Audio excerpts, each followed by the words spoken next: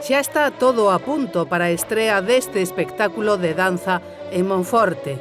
Estes alumnos do grao de danza clásica do Conservatorio Profesional de Danza de Lugo compartirán o seu bo facer hoxe co público monfortino. Grazas a unha iniciativa que financia a Área de Cultura da Deputación, os veciños de Monforte disfrutarán deste espectáculo de ballet. Nuestra idea es difundir las enseñanzas del Conservatorio de Danza de Lugo y también llevar la danza a auditorios donde, con poca frecuencia, por lo menos, pueden ver este tipo de danza, danza clásica, danza contemporánea en otras ocasiones. Asistimos ao ensaio xeral da mostra de repertorio na que bailarán 14 pezas. Van repasar fragmentos dalgúns dos balés máis afamados. Fago cos outros dous nenos da miña clase unha danza do ballet Raimonda que bailan os chicos. É difícil e moi cansada, sí. Amosarán o que aprenderon neste curso no conservatorio. É un pouco variado, ¿no? de estilos diferentes. Bueno, un pouco a finalidade é un pouco levar a escena o que están traballando nas clases. O ensaio e a gala son o froito de moito traballo destas prometedoras figuras do ballet.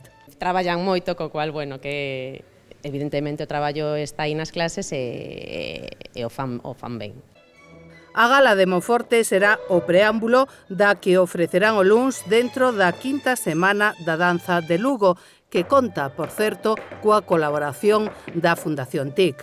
Tendremos actividades en el Auditorio Gustavo Freire todos los días, de lunes a sábado.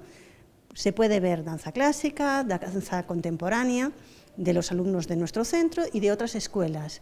Las escuelas a nivel Galicia Danza Clásica Contemporánea se juntarán el viernes en el Gustavo Freire.